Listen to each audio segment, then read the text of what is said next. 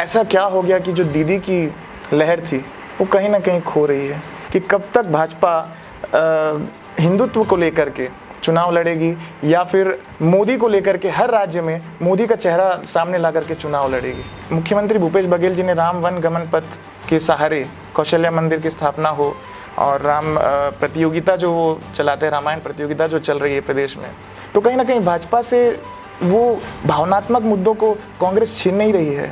अगर हम बात करें भाजपा के 15 साल के शासनकाल में रमन सिंह जी को कहा जाता था चाउर वाले बाबा, आज कका जिंदा है, उस पर आप क्या कहना चाहेंगे? देखिए, कका जिंदा है ये तो आने वाला चुनाव बताएगा। जिस तरह की इनकी नीति है, जिस तरह से लोगों को छलने का काम इन लोगों ने किया है, आज किसान छला जा रहा है, युवा छला जा रहा है, महिलाएं छली जा रही हैं। आप छत्तीसगढ़ में कानून व्यवस्था ध्वस्त है। आज द्रौपदी मुर्मू जी का जब इलेक्शन का चल रहा था तो उनसे भी समर्थन मांगने के लिए भाजपा ही गए हुए थे, भाजपा के लोग गए हुए थे। सारे जो भी द्रौपदी मुर्मू जी के समर्थन में खड़े थे, सारे लोगों से समर्थन मांगा। उस समय दीपक बैस जी क्यों समर्थन नहीं दिए? छत्तीसगढ़ की स्थापना को लगभग 23 वर्ष होने को आ गए। आदिवासी मुख्यमंत्री पे आपका क्या कहना है?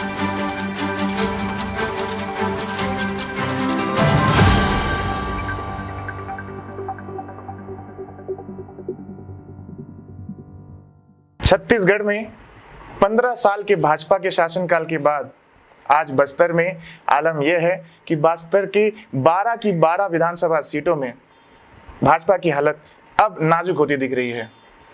इसी कड़ी में हम बस्तर की सभी विधानसभा क्षेत्रों का दौरा कर रहे हैं और इस तीखी चर्चा में आज हम ऐसी शख्सियत से आपको रूबरू कराना चाह रहे हैं जो जमीनी स्तर पर अपने कार्यकर्ताओं को जोड़कर वापस मुखर तरीके से सामने आ रही है। हमारे साथ है भाजपा की पूर्व विधायक एवं महिला एवं बाल विकास मंत्री लता उसेंडी जी। लता उसेंडी जी, हमारे कार्यक्रम में तीखी चर्चा में आपका बहुत बहुत स्वागत है। मैडम, बिना लाग लपेट के मैं आपसे सवाल ये करना चाहूँगा, क्योंकि हमारा तीखी चर्चा एक उद्देश्य यही है कि डायरेक्ट जनप्रतिनिधियों से जनता का सवाल उनके सामने रखें। मैडम, सबसे पहला प्रश्न यही है कि 15 साल के भाजपा शासनकाल के बाद आखिर ऐसा क्या हो गया कि बिल्कुल भाजपा आज कहीं ना कहीं लुप्त दिखाई दे रही है? देखिए, भाजपा लुप्त तो नहीं है, और जिस तरीके से अभी जो आंदोलन हुए हैं छत्तीसगढ़ में, अनेक अलग अलग जगहों पे देखे, हम रायपुर पे भी देखे, तो लोग स्वस्फूर्त उस आंदोलनों में शामिल हुए हैं और संख्या जो हमारी टारगेट रही है उससे कई गुना संख्या हमारे कार्यक्रमों में उपस्थित हुए हैं। इसलिए ये नहीं कह सकते कि भाजपा कहीं पे भी उनकी उपस्थिति नहीं है। लगातार सरकार के विरोध में, सरकार की गलत नीतियों के विरोध में भाजपा सड़क पे उतरी है और लगातार उस दिशा पे भारतीय जनता पार्टी काम कर रही है। मैडम, आप भी महिला आदिवासी नेत्री के रूप में लोगों की नेतृत्व क्षमता आप में कोई सवाल नहीं उठा सकता और आप सामने आए। अचानक ऐसा क्या हो गया कि जो दीदी की लहर थी वो कहीं ना कहीं खो रही है? क्योंकि मैडम, इसमें सवाल ये भी है कि कहीं ना कहीं हमने पहले भी देखा है कि भूपेश बघेल जी को उनको काका के रूप में संबोधित किया जाता था। लता उसेंडी, ममता बनर्जी जी को उनको दीदी कहा जाता था, टी.एस. सिंहदेव जी को बाबा कहा जाता था। तो ऐसी उपाधियों के बाद अचानक से कोंडागांव क्षेत्र में भी दीदी के नाम से आप जाने जाते थे। ऐसा क्या हुआ कि दीदी की लहर खो गई? आप भुना नहीं पाए उस तरह से? ऐसा नहीं, देखिए, नहीं, पिछले अगर आप चुनाव की बात को लेकर कह रहे हैं, कहीं ना कहीं आपको उससे ही रिलेटेड है 2018 इलेक्शन से, और विधायक कांग्रेस का परचम यहाँ पे लहराया है। आप देखेंगे कि तो जीत हुई है वो कांग्रेस की, काफी वोटों की अंतर काफी कम रही है। दूसरी बात, इनके जो घोषणा पत्र रहे हैं कोंडागांव के स्टेडियम ग्राउंड में ही 48 घंटे 74 घंटे पहले, आपके शासनकाल का समय का स्टेडियम आज कंप्लीट नहीं है। और माननीय राहुल गांधी जी और भूपेश बघेल जी, मोहन मरकाम जी ने हाथ में गंगा जल लेकर पूरे लंबे चौड़े फिरस्त सूचियां उन्होंने जारी की कि हम इन मांगों को पूरा करेंगे। और कहीं ना हम हमारी उनकी जो घोषणा पत्र रही है, वो घोषणा पत्र को उन्होंने जिस तरीके से जारी किया, लोगों को जिस तरह से अपने पक्ष में करने का प्रयास किया, उसमें उनको सफलता मिल गई। बस इतना कहूँगी। बाकी ऐसा भारतीय जनता पार्टी का यहाँ पे जनाधार कम हुआ है, ऐसा कुछ कोंडागांव में कहने को नहीं है। मैडम, कांग्रेस का कहना है कि कहीं ना कहीं भाजपा मुद्दा विहीन हो चुकी है और ऐसे छोटे छोटे मामलों को उठा रही, जबकि घोषणा पत्र में किए गए वादों के अनुसार देखें तो सबसे ज्यादा नंबर ऑफ घोषणा वो पूरी कंप्लीट कर चुके हैं और वादे के अनुसार वो चल रहे हैं, ऐसा उनका कहना है। देखिए, घोषणा पत्र आप देखेंगे तो पूरे हुए हैं, तो लोग हड़ताल में क्यों बैठे हैं, धरना प्रदर्शन क्यों चल रहा है? आज बेरोजगारी भत्ता लेकिन फिर भी आप देखिए, आपने जो बात किया था, आप कर्जा माफी की बात की, आपने एक लाइन पे कर्जा माफी लिख दिया, तो 10 दिनों में हो गया था। लेकिन आप कितने लोगों का हुआ, कितनी बड़ी संख्या पीछे रह गई, और आपने उसमें स्पष्ट भी नहीं कहा कि हम किन लोगों का कर्जा माफ कर रहे हैं। तो ऐसे आप देखेंगे कि बड़ा वर्ग जो है, जो इन बातों को सुनकर उनके पक्ष में, कांग्रेस के पक्ष में जिन्होंने वोट किया है, आज छत्तीसगढ़ के हर जनता के पास आप जाकर पूछ लीजिए तो जनता संतुष्ट नहीं है। इंफ्रास्ट्रक्चर के मामले में, विकास के मामले में, डेवलपमेंट के मामले में आज छत्तीसगढ़ शून्य हो चुका है। ये अपने कुछ इनके एजेंडे हैं, उन एजेंडे पे काम करके एक वातावरण, माहौल बस बना रहे हैं कि हम काम कर रहे हैं, लेकिन आप गांव पे चले जाइए, चाहे शहर पे चले जाइए, कहीं पे ऐसा कोई ठोस काम दिखाई नहीं दे रहा है। मैडम, इसी कड़ी में एक सवाल है, ये है कि कब तक भाजपा, ऐसा कांग्रेस का आरोप है कि कब तक भाजपा हिंदुत्व को लेकर के चुनाव लड़ेगी या फिर मोदी को लेकर के हर राज्य में मोदी का चेहरा सामने ला करके चुनाव लड़ेगी? ये भी तो अपने वरिष्ठों का नाम लेते हैं कांग्रेस के लोग, नहीं लेते हैं क्या? वो परिवारवाद से ऊपर ही नहीं उठ पा रहे हैं। आज आप इनके वरिष्ठ नेताओं का भाषण सुन लें, चाहे यहाँ का भाषण सुन लें, परिवारवाद से कभी ऊपर ही उठ नहीं पाते हैं। और जिन मोटो को लेकर भारतीय जनता पार्टी स्थापना हुई और जिन विषयों को लेकर भारतीय जनता पार्टी लगातार काम कर रही है, आगे बढ़ रही है, तो ये इनका गलत कहना है कि इस तरीके से बात करके अपनी कमियों को दबाने का प्रयास कर रही है कांग्रेस। तो मैडम, मैं दीदी कह करके बोलूं तो ज्यादा अच्छा रहेगा, क्योंकि आप दीदी रहे भी हैं और मैं यहाँ रहा भी हूँ, तो मेरा भी यहाँ पृष्ठभूमि रहा है। तो दीदी, मैं अगर ये बोलूं कि भाजपा जो हिंदुत्व का मुद्दा, राम मंदिर का मुद्दा उठाई थी, उसके बाद से मुख्यमंत्री भूपेश बघेल जी ने राम वन गमन पथ के सहारे कौशल्या मंदिर की स्थापना हो और राम प्रतियोगिता जो चलाते हैं, रामायण प्रतियोगिता जो चल रही है प्रदेश में, तो कहीं ना कहीं भाजपा से वो भावनात्मक मुद्दों को कांग्रेस छीन नहीं रही है। देखिए, भगवान राम सबके हैं और भावनात्मक तरीके से अगर उसको छीनने की बात आती है तो मुझे नहीं लगता कि राम पदगमन अगर चला रहे तो उसकी वास्तविक स्थिति क्या है। आप वो भी सिर्फ एक प्रोपोगंडा में रह गया। वास्तविक स्थिति जो राम पदगमन कहाँ पे है, कैसे है, किस स्थिति पे है, कैसे काम चल रहा है, कुछ दिख रहा है क्या? सिर्फ बातों पे ही है और कहीं पे कुछ नहीं है। बजरंग तो जो चंदखुरी में जो मंदिर बना, माता कौशल्या जी का मंदिर बनाया, मैं ये नहीं कह रही हूँ, लेकिन जिस तरीके से बातें कही जा रही वो सिर्फ लोगों को अपनी ओर आकर्षित करने की बात भी तो यही कर रही थी। नहीं, भाजपा ने जो जिन मुद्दों को लिया, वर्षों पुराना राम मंदिर का मांग था, आज वो पूरा हो रहा है। तो वो तो सुप्रीम कोर्ट के आदेश के अनुसार, लेकिन कहीं ना कहीं भारतीय जनता पार्टी इसके लिए लगातार लड़ी हुई। हमारे वरिष्ठ नेताओं ने इसके लिए यात्रा निकाली और उस मुद्दे को लेकर कांग्रेस कहती है कि राजीव गांधी जी ने ये शुरुआत की थी। नहीं, आप इतिहास उठाकर देखें तो स्टार्टिंग से अगर देखेंगे तो इन मुद्दों को भारतीय जनता पार्टी लेकर चली है। मैडम, अगर हम बात करें भाजपा के 15 साल के शासनकाल में, रमन सिंह जी को कहा जाता था चाउर वाले बाबा, आज कका जिंदा है, उस पर आप क्या कहना चाहेंगे? देखिए, काका जिंदा है ये तो आने वाला चुनाव बताएगा। जिस तरह की इनकी नीति है, जिस तरह से लोगों को छलने का काम इन लोगों ने किया है, आज किसान छला जा रहा है, युवा छला जा रहा है, महिलाएं छली जा रही हैं।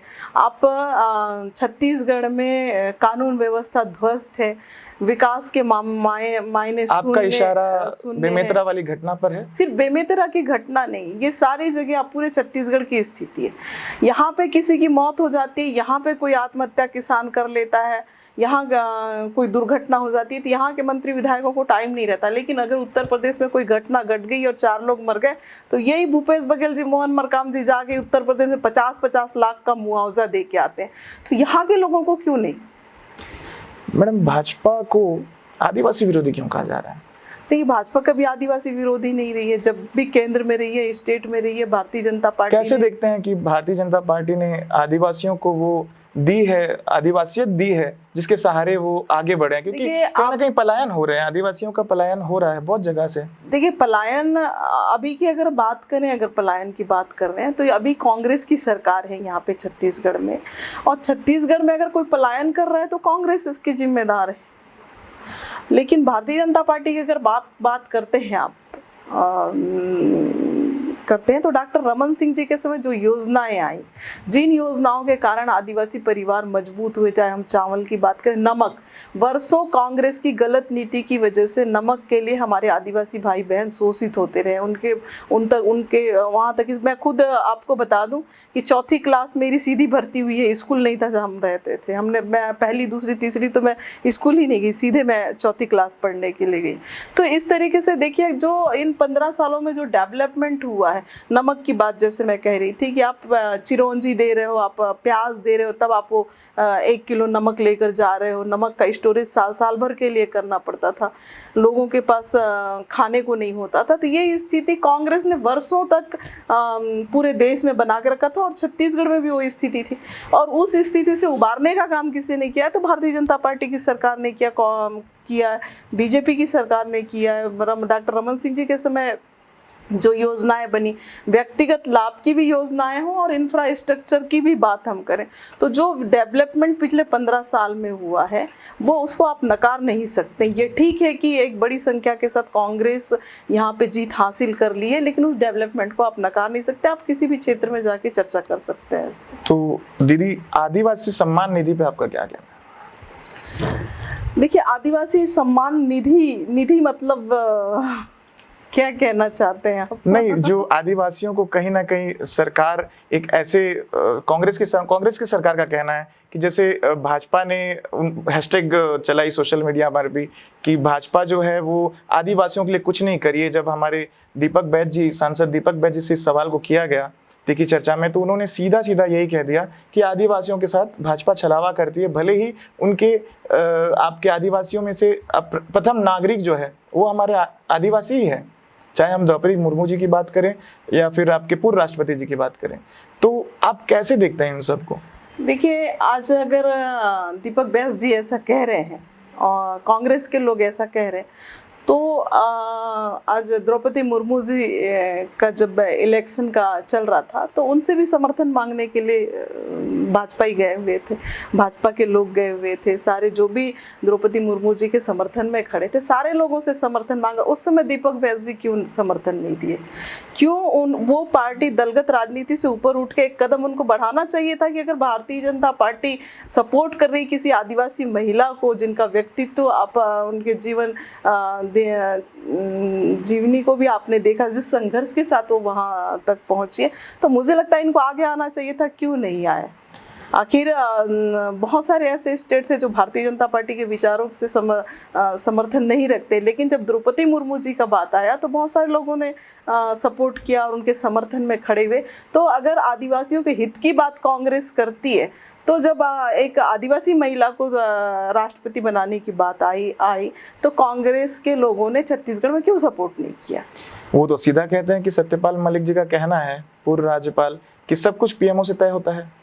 नहीं, तय तो देखिए तय क्या होता है, ये तो वोटिंग प्रक्रिया है। राष्ट्रपति का चुनाव भी जो है वोटिंग प्रक्रिया है, तो वोटिंग प्रक्रिया में भी तो आप एक कदम आगे बढ़ा के निर्णय ले सकते थे। अब दलगत राजनीति से कई विषय ऐसे होते हैं जब देश हित में, व्यक्ति हित में, या कभी कभी कुछ ऐसे निर्णय करना पड़ता है। उनका कहना है, सत्यपाल मलिक जी वो भी सबसे ज्यादा चर्चा में है, वो सीधे कह रहे हैं कि राज्यपाल हो चाहे राष्ट्रपति जी हो, कहीं ना कहीं आदिवासियों को एक रबर स्टाम्प की तरह यूज किया जाता है मोदी सरकार के द्वारा। ऐसी बात नहीं है। किस रबर स्टाम्प क्या होता है? सिर्फ आदिवासियों का यूज हो रहा है। 60-70 साल कांग्रेस ने काम किया। मनमोहन सिंह जी जिस तरह से मौन रहते थे और जिस तरह से वातावरण पूरे देश में चलता था, सारे लोग कहते हैं, तो रबर स्टाम्प क्या होता है? ये इनके पास आज बात कुछ नहीं है कहने के लिए, आदिवासियों के लिए भी। और एक आदिवासी महिला जब राष्ट्रपति बन गई तो इनके पास क्या मुद्दा खत्म हो गया आदिवासियों के लिए, हम किस तरीके से कहें? तो ये इस तरह की बात कर रहे हैं।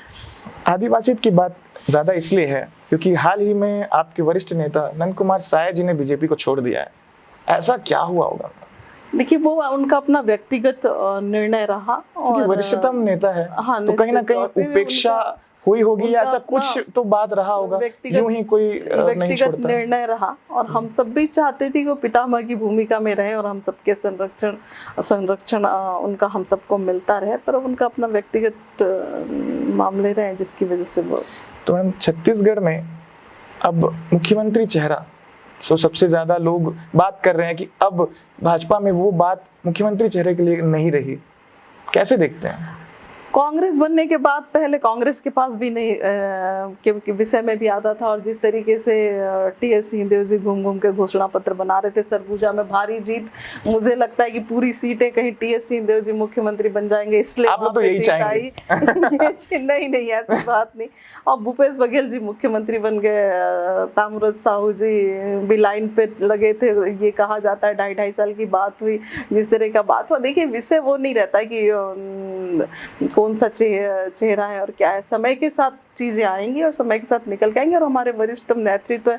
और छत्तीसगढ़ में कोई भारतीय जनता पार्टी में भी नेतृत्व की कमी नहीं, हमारे बहुत सारे वरिष्ठ लीडर्स हैं, और समय के साथ पार्टी निर्णय करती है और ये विषय आएगा। ऐसा कुछ नहीं है कि भाजपा के पास चेहरे, अगर भाजपा के पास चेहरे नहीं होते तो छत्तीसगढ़ में जो डेवलपमेंट को डॉक्टर रमन सिंह जी ने पिछले 15 सालों में किया, और लगातार जो लड़ाइयाँ यहाँ पे छत्तीसगढ़ में लड़ी जा रही हैं कांग्रेस के खिलाफ, कांग्रेस में आप देखेंगे ना पत्रकार सुरक्षित नहीं है, ना व्यापारी सुरक्षित नहीं है, को समाज का ऐसा कोई वर्ग नहीं है जो अपने आप को बहुत सुरक्षित महसूस करता हो या बहुत अपने आप को ठगा हुआ। सहायता कानून भी नहीं, कानून बनाया, लेकिन वास्तविक पत्रकारों की क्या स्थिति आप खुद ही जानते हैं, मुझे बहुत कुछ इसमें मीडिया में कहने की भी आवश्यकता नहीं।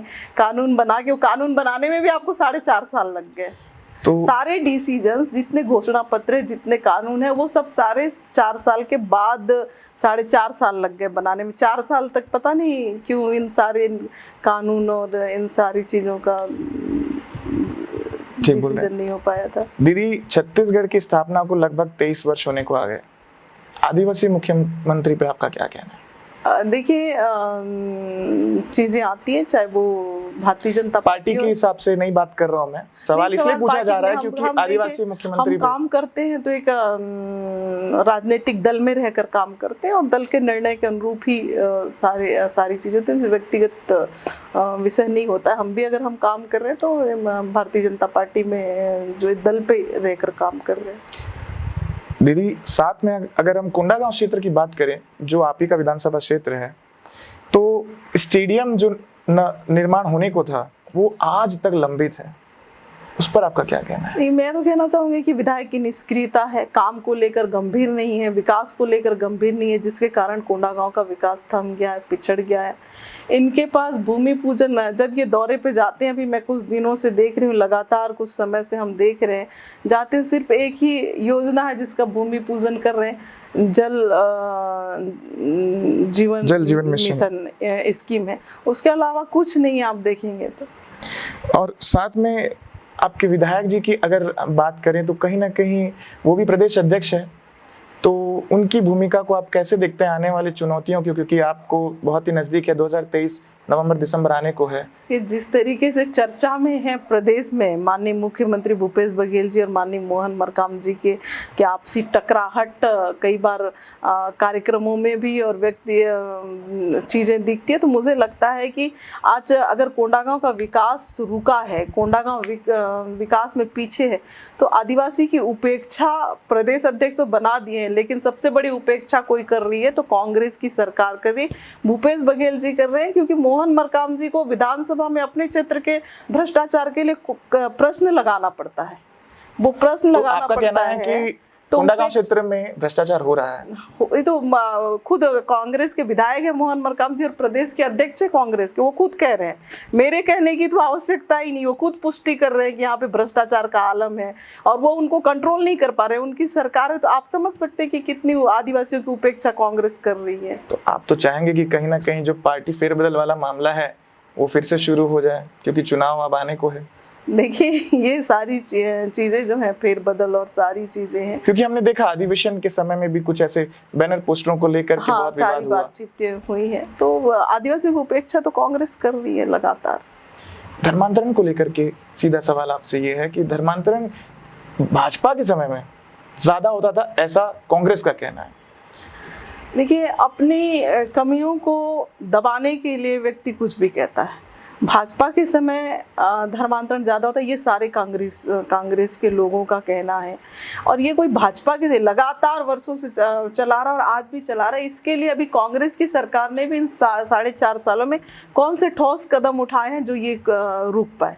क्या किया है उन्होंने? ये सिर्फ आरोप लगा रहे हैं कि हम कैसे बचें, इसलिए कहते हैं ये सारी चीज़ें। लेकिन ये इनके कहीं ना कहीं इनको सह भी यही लोग देते हैं। जमीन का लालच, पैसे का लालच सारी और चीजें धर्मांतरण इनके सह चीजें। पे सारी चीजें होती हैं।